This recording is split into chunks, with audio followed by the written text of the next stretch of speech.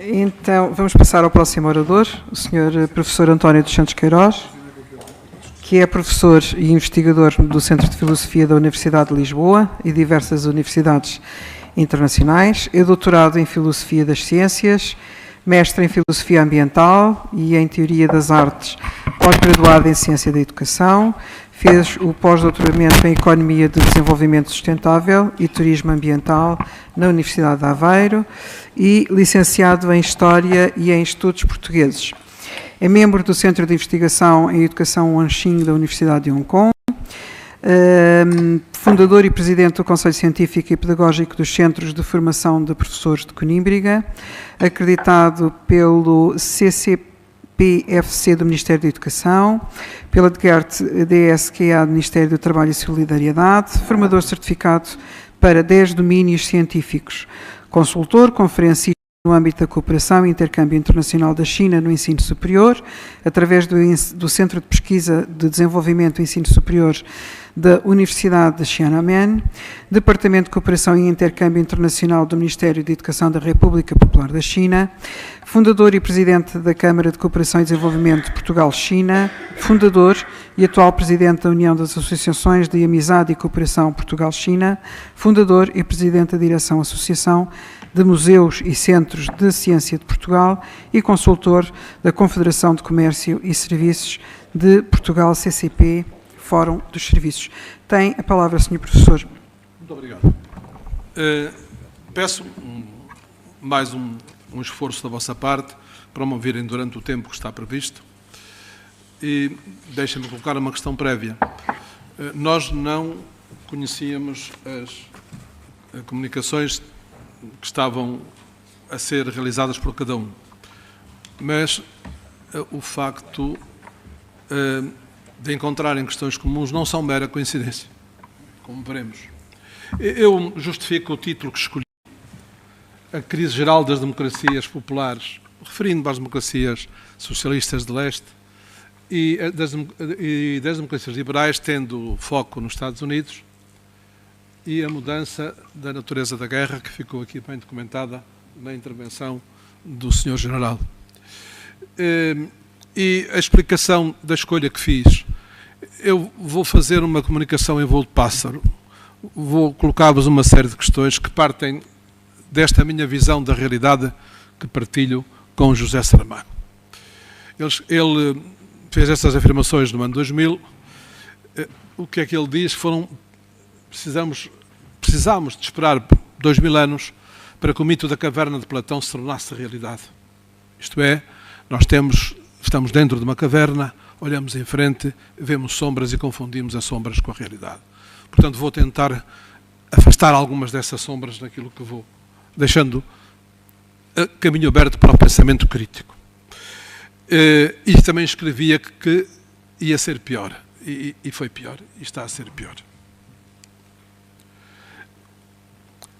Não conseguimos perceber hoje o mundo em que vivemos e os seus conflitos se não partirmos das visões estratégicas que foram aqui delineadas pelo Sr. General há pouco, quando referiu, nomeadamente, esta visão da América para os Estados Unidos da América, como o mar Mediterrâneo era o mar de Roma, e esta visão do controle da Heartland ou da Rimland dos pensadores anglo-saxónicos, dizendo que quem conseguir controlar um e outro terá o controle do mundo e dominará a África. Isto está escrito, palavra sobre palavra. E, mais recentemente, estas visões vão evoluir, mas sempre neste sentido. Porque, de facto, nesta Heartland estavam as grandes riquezas que podiam transformar as potências emergentes em potências dominantes, e era uma questão decisiva que a Alemanha e a Rússia não pudessem trabalhar em conjunto para emergirem ambas. E, portanto, isso explica toda uma política intervencionista desenvolvida pelos Estados Unidos desde essa altura. Mas há uma terceira visão estratégica que não tem feito parte da nossa reflexão, porque vem do outro lado do mundo, vem da China e vem da Revolução Democrática de 1911. E vem desta intelectualidade que sofria na pele o facto do seu império se ter transformado numa semicolónia, quer das potências europeias, quer também do próprio Japão. E essa visão é de que é preciso olhar para o mundo e para a democracia de maneira diferente. A democracia que impunha a servidão à China não podia ser o futuro. A doutrina dos 3 princípios do povo. Democracia, mas não a democracia liberal. Nacionalismo no sentido da preservação da soberania e do respeito das nações, como foi indicado pelo seu general. E ainda o bem-estar do povo. O povo como grande objetivo da governação.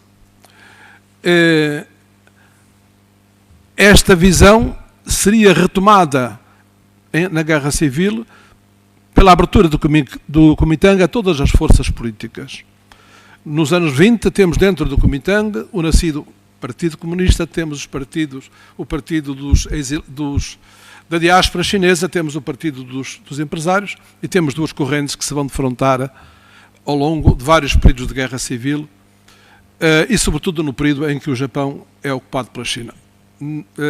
A China é o aliado esquecido, mas a Segunda Guerra Mundial começa na China em 1931 e não com a invasão da Polónia, porque sem as matérias-primas que a China tem, sem a invenção da Manchúria, o Japão não tem condições para desenvolver a guerra. E por isso, chegará o tempo em que poderemos reescrever a história. E neste slide eu coloquei também esta figura feminina, porque esta mulher representa aquele setor do povo chinês que faz um caminho desconhecido na Revolução Chinesa, que não é o caminho da União Soviética. Ela chegará à Presidente da República da China, ela foi considerada uma figura mundial da emancipação da mulher, mas a Guerra Fria apagou-nos toda essa memória. A tal cortina de ferro serviu muito bem também estes objetivos. Song Xingling. E a própria história da China moderna é a história do confronto destas tendências. Tenho-os ali resumidas e eu vou ser obrigado a ser muito sintético, mas vejam, temos a doutrina militarista do Kuomintang, que fará vencimento e que vai dar origem depois à ditadura militar de Taiwan. A China é muito atrasada, descreveu o Chiang Kai-shek, não tem condições para passar à democracia liberal, precisa de um despotismo esclarecido. A Terceira Internacional e a União Soviética partilhava esta visão e achava que a China não podia passar para uma etapa socialista sem passar por um período de desenvolvimento da democracia liberal, da formação de uma classe operária. E os intelectuais chineses, na linha de Sun Yat-sen, diziam, não, a China pode criar um conceito novo de democracia. E esse conceito novo de democracia que emerge desde essa altura, quer o Ocidente disso tenha consciência ou não tenha consciência. Quando o Churchill escreveu estas palavras dogmáticas, que são constantemente repetidas, de que a democracia, apesar de ser má, é a melhor das soluções, ao mesmo tempo escrevia ao presidente americano, aconselhando-o a bombardear as principais cidades soviéticas para que a União Soviética não emergisse como uma potência. Escreveu 2 vezes. Quem o diz é o seu amigo pessoal, talvez por motivos de consciência, Lord Moran, o seu médico pessoal. Não se trata, portanto, de um discurso inventado, seja por quem for. E talvez por isso os ingleses e os irlandeses conheciam melhor o Churchill colonialista e ditador, não tenham, a seguir à guerra, não o tenham premiado com a eleição. E nós continuamos a desconhecê-lo. Mas, do mesmo modo como se terão enganado os intelectuais que decretaram o fim da história. O mundo é mais diverso e mais complexo do que a divisão entre um socialismo soviético e uma democracia liberal.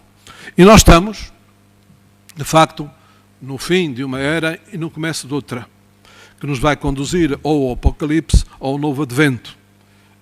Isso dependerá da correlação de forças e dependerá muito da nossa capacidade como cidadãos e como nações para tomarmos consciência do mundo em que vivemos, portanto, saindo da caverna de Saramago.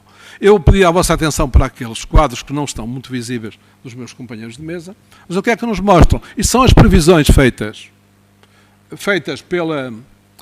pela Bloomberg e pelo Fundo Monetário Internacional sobre a contribuição para o crescimento da economia mundial nos próximos anos dos diferentes países do mundo. E o que é que nós vemos ali? O que nós vemos ali é que nessas contribuições a China lidera largamente, numa percentagem que é uma percentagem muito superior à percentagem dos seus seguidores, e que o primeiro país europeu que aparece, a Alemanha, tem essa contribuição atrás da Indonésia, atrás de um conjunto de outros países que até há pouco tempo nos habituámos a ver que eram países com menos importância económica.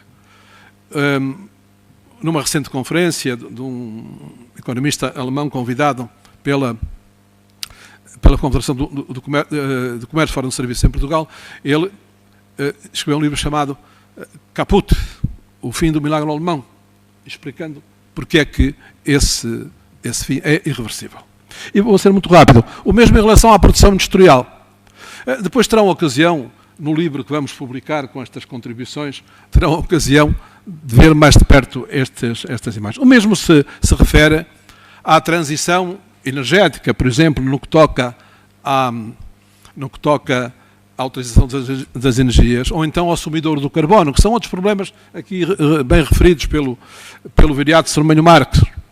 O papel que hoje a China tem e os países que estão associados à China nos BRICS, e também em relação àquilo que é o indicador económico que nos permite perceber a situação social e política dos países. O PIB esconde mais do que mostra. O PIB americano pode ser o maior do mundo, mas neste momento 93% do PIB está sob controle de 1% da população. Eram 600 mil multimilionários, são agora 400 mil numa população que tem mais de 300 milhões. Fechou-se o sonho americano. E é por causa desta situação que emerge esta política. Recordam-se com certeza da política de Reagan, que era a paz pela força, foi retomada. Agora é a vitória económica pela força. O resultado é a mesma política, agora aplicada à economia. A política das imposições, a política das sanções e agora das taxas, que não tem fundamento, de facto, no legal, no direito. E é a captura do Estado americano pelas elites económicas. Podemos observar isso quando olharmos para quem financiou as duas candidaturas. Nunca se gastou tanto nos Estados Unidos. 15 mil milhões de euros, não me estou a enganar. 15 mil, vou repetir, 15 mil milhões de euros. E a lei americana obriga a que se revele a origem dos fundos. Os pequenos contributores representam 20% das candidaturas republicanas. 8% são os grandes contributores. Vão lá ver. E depois olhem para os novos ministros e embaixadores. Há um mimetismo perfeito. E mesmo no Partido Democrático, estamos a falar de 40% dos pequenos contributores e 60% dos grandes capitalistas americanos, que apostam sempre em 2 cavalos. E vai caindo esse mito de que a democracia liberal é a única forma de democracia a que a humanidade pode aspirar. E os seus valores. Reparem, por exemplo, nesta figura que eu coloquei aqui, é sobre o Japão. O Partido Liberal esteve 54 anos consecutivos no poder. Qual Salazar? Qual Salazar? Por causa da porta giratória de uma nova tríade. As tríades são as máfias orientais, que têm os seus altos funcionários no governo, na administração dos grandes conglomerados e à frente dos partidos políticos. 54 anos. Mas a caverna de Saramago funciona e estes factos não vêm até nós. Nós estamos a viver um período de intensificação, como foi dito, do conflito. Há dois documentos fundamentais que todos nós devíamos conhecer. Um produzido em 2021, que cria um novo departamento nos Estados Unidos, que tem 250 mil funcionários, cuja missão é combater a China até ao espaço sideral. Primeira vítima dessa visão, o CAI, o Acordo de Cooperação de Investimento entre a China e a Europa, que salvaria a Europa desta crise em que está metida, é bloqueado no Parlamento sobre um argumento de Xinjiang. Primeira vítima. E a proposta da China, ou um feixe de propostas da China para apoiar o desenvolvimento global, tendo em vista a atingir os objetivos da agenda para o desenvolvimento sustentável 2030 das Nações Unidas. São dois documentos que marcam o caminho. Neste slide eu coloquei a evolução das propostas, da visão dos burocratas europeus, que passaram do anúncio desse acordo como o acordo redentor da Europa, porque de facto todo o mercado chinês se ia abrir, mesmo o mercado financeiro se ia abrir aos investimentos, passaram para o de-risking, portanto alto, que há riscos a mais, e entretanto com a crise europeia voltaram a mudar de posição. Ali são as posições tomadas perante o Mercator. O Mercator é uma elite que controla a burocracia europeia, não é o Parlamento Europeu. O Parlamento Europeu só tem algum peso quando se trata do orçamento, pode negociar alguma coisa. Mas eu já vou em 16 minutos e tenho apenas 14 minutos. E agora permitem-me então que ponha as asas de pássaro e vá mostrando os outros slides, porque ficarão à vossa reflexão mais tarde. Então, o que é que eu chamei para aqui? Chamei o Sudão. A disputa pela África, a disputa pelaquela ilha que cerca o Atlântico, tem no seu Sudão a maior expressão. Estas duas figuras estão aqui para recordar que, primeiro, Saddam Hussein foi o aliado dos Estados Unidos para derrotar a Revolução Iraniana e depois se tornou sua vítima com a Guerra do Iraque. A Guerra do Iraque foi um fator decisivo para desencadear a Primavera Árabe no Egito, porque centenas de milhares de trabalhadores do Egito, que tinham o seu sustento, tiveram que regressar ao Egito. E ao regressarem, criaram um problema social que se tornou absolutamente insustentável.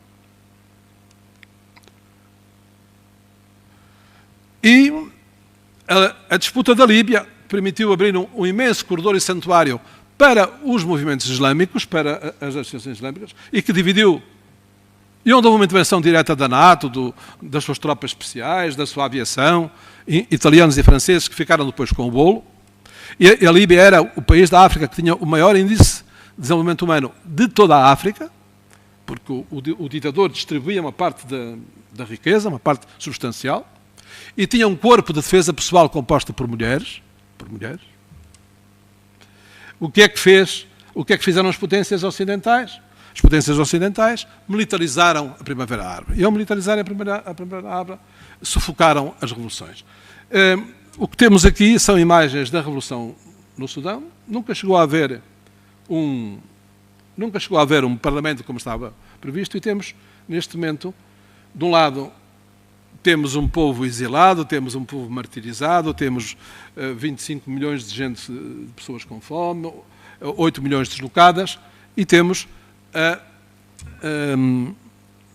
as mulheres tiveram um papel fundamental, e os homens, na Revolução do Sudão em 2018 e 2019, e com a intervenção de duas potências estrangeiras, de um lado,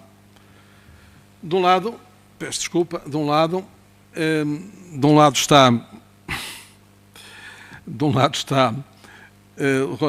está o atual Presidente Trump, e do outro lado está o Emir dos Emirados Árabes Unidos. Quem financia as forças de intervenção rápida, quem arma, quem municia, é esta entidade. E os Estados Unidos são quem abastece este país para... E porquê é que estão ali aquelas duas figuras? Porquê é que há esta relação? Porque um dos negócios da família Trump é o negócio dos bitcoins. E este Emir, em contrapartida, investiu muito recentemente 3 mil milhões de euros nos negócios da família. Portanto, o Estado também serve para que o negócio continue, não há qualquer fronteira. E agora, nos 2 minutos que me restam, se me permitem, vou só mostrar os slides e farão o favor de olhar para os títulos para vos despertar a vontade, depois de usufruírem de informação e de visão filosófica e geopolítica e estratégica que foram aqui apresentadas. Só um pequeno pormenor, eu tenho dito e vou repetir. Eu julgava que a música clássica que era a maior deficiência das nossas elites, o seu afastamento. Mas confesso que me enganei durante muito tempo da minha vida. O maior problema das nossas elites, empresariais e políticas, é não saberem nada de ciências militares, de geopolítica, nem quererem saber. A história é o primeiro remédio contra o pensamento único. E é a deturpação da história ao seu ouvido que permite que o pensamento único depois avance em todos os domínios. Então, se me permitem, eu ia mostrar a Palestina, ia falar da Palestina como era. Os árabes, nunca houve conflitos históricos entre os árabes e os judeus. Nós, cristãos, matámos muitos judeus e quase exterminámos, só restam 14 milhões neste momento. E roubaram-nos o nosso maior filósofo, que é Bento de Spinoza. Sim, mas não é com a espanhola, é a portuguesa. Ia falar-vos também sobre a Constituição da Federação Russa e a situação política na Rússia. Ia dizer que, na altura em que a guerra se desencadeou, pela primeira vez na história moderna, surgiu uma oposição ao governo e ao partido de Putin, que representava já 31%, liderada pelo Partido Comunista e pelo Partido Socialista e pelo Partido Tolstoyniano. O primeiro discurso de Putin, eu assisti ao primeiro discurso de Putin em direto, porque o presidente russo não é um ditador tal como dizem. A Constituição antiga manteve aspectos democráticos e um deles é que o presidente tem que ir ao Senado. Tem que ir ao Senado para ter autorização para poder dirigir as suas tropas para o estrangeiro, teve que prestar essas contas, e no Senado ele disse: eu vou defender os 10 milhões, os 8 milhões de russos do Donbass e 1 milhão de outras nacionalidades que desde o golpe de Estado ficaram privados da sua língua, da sua cultura, da sua liberdade e foram invadidas por tropas mercenárias e por tropas do governo. Mas vou terminar, de facto, ia também falar das 3.600 multinacionais ocidentais que permanecem sem qualquer sanção e que na altura do início da guerra controlavam 90% do comércio e 70% da indústria. E depois ia falar das propostas da China, que desconhecemos, mas que é importante que conheçamos. Ia referir nomeadamente factos que têm vindo a ser quase obliterados pela nossa comunicação social. Em 2024, 14 organizações palestinas reuniram-se em Pequim e, incluindo a Hamas, que cedeu a primazia política à OLP, aceitando que ela governasse no futuro. Portanto, esse argumento de Israel já caiu em 2000, nessa altura. Ia falar também de Kuleba e da proposta da China para a paz na Eurásia, que vai de encontro à filosofia que o viriato Strumínio Marx defendeu. Essa proposta está ali resumida. Terão tempo depois de haver, ou no debate, colocar essas questões. E depois ia falar sobre Taiwan. Permitam-me só dizer o seguinte: o risco de guerra diminuiu porque nas últimas eleições o partido defensor da guerra, ou melhor, o partido defensor da independência e da secessão, que sabe que isso significa guerra, teve 5,5 milhões de votos. E os dois partidos da oposição, que lançaram os seus candidatos, tiveram 8 milhões e tal. No universo eleitoral de 19 milhões. E o governo de Taiwan lançou 2 inquéritos. Um era sobre a independência, que teve um apoio para a independência, 15% da população. E o segundo inquérito, que era sobre a crença no apoio americano, baixou para 49% a crença de que podiam. E, finalmente, outra vez uma mulher ganha as eleições agora internas no partido do Kuomintang e propõe que se regresse a uma relação amistosa com a China e propõe a outro partido da oposição que nas próximas eleições se unam para afastar de vez o perigo da secessão. Portanto, internamente vão ser criadas condições políticas. É por isso que anda tão atarefada agora a diplomacia americana e a diplomacia do que resta de poder em Taiwan.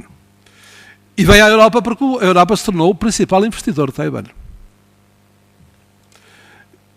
E é esta senhora que vai mudar a face, vai voltar ao acordo entre partidos de 1992 que preconizava que, com base no princípio da China única, haveria 100 anos de paz. Está escrito.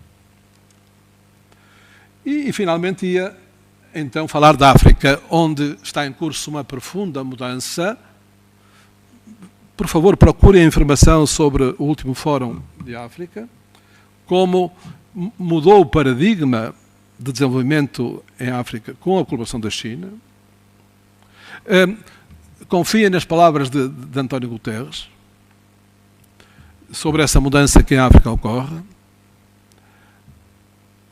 Tomem boa nota de que neste momento a África aprovou um sistema financeiro que vai substituir em toda a África, já está a substituir, porque essa é a última arma económica que os Estados Unidos, o Japão, as rotativas podem continuar a produzir os ienes, mas passa a haver um sistema novo que substitui o sistema SWIFT e isso vai retirar à economia americana todo o poder artificial que tem, toda a supremacia artificial que tem. Não tenho tempo para explicar isso, mas já está em vigor. E explicar como aquele pensamento do Sun Yat-sen se desenvolveu nos 5 princípios da coexistência pacífica e num conjunto de propostas que a China faz. E o reflexo que isso teve, Viriato, é uma coisa que não nos ensinaram, que aquelas conclusões da primeira conferência sobre a crise ambiental, que eu achei estranho como é que estavam tão à frente a propor uma nova ordem económica, mas que resultaram da interferência da China e dos países não alinhados. Vim a saber isso 20 anos depois de conhecer as resoluções, como funciona bem a caverna de Saramago, e naturalmente prestar homenagem ao Kant, à paz perpétua do Kant, mas dizer que temos que ir mais além, e estamos os dois de acordo com isso. Ou seja, precisamos de uma outra política que olhe para a natureza como um lugar de dever e de direito. Porque senão também não sobreviveremos, porque as primeiras experiências de socialismo e as democracias liberais mais avançadas trouxeram-nos os grandes desastres ambientais. Portanto, precisamos de um outro modelo. Senão daqui a uns anos esta imagem será apenas uma ilusão. Vou mesmo terminar, peço desculpa.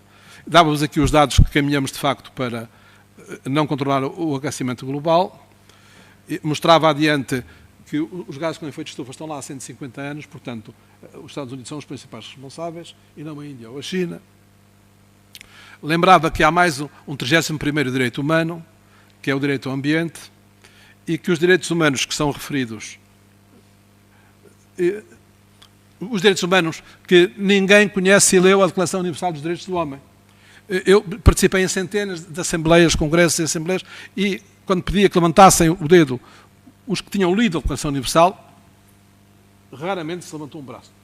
Não vou fazer essa maldade a esta assistência. Mas perceberemos que os direitos humanos, que são inalienáveis, incluem, por exemplo, o direito à imigração, o direito à mudança de nacionalidade. E que o artigo 21, que é o artigo sobre o que é a democracia, não diz que é a democracia liberal, diz o contrário, que se abriu o caminho para que sem flores rivalizem e outras tantas escolas também. Portanto, diz que é de facto esse o caminho. E depois os cavaleiros do Apocalipse e a nova natureza da guerra, que foi aqui bem descrita pelo nosso general, e que eu procurei uma primeira sistematização, chamando-lhe uma hidra de 7 cabeças, que inclui tudo que o general disse, e talvez mais um par de botas, mas isso verão depois os que tiverem essa oportunidade. Peço desculpa por ter roubado mais o vosso tempo, e só queria lembrar isto. Felizmente, que no nosso país, um setor empresarial acha que não é o problema das leis do trabalho, que neste momento vai... E esse setor é o maior setor empresarial do país. É a Confederação de Comércio e Fórum de Serviços. Colocou aquela questão que está ali.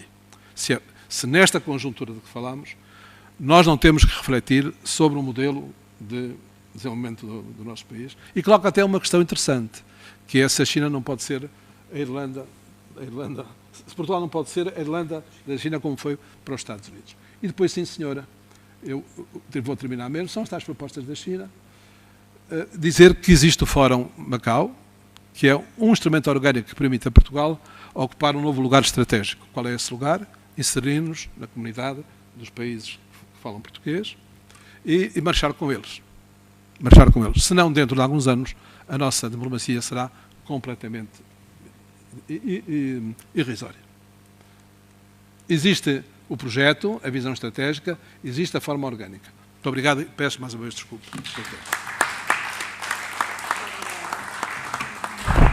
Não, trocamos.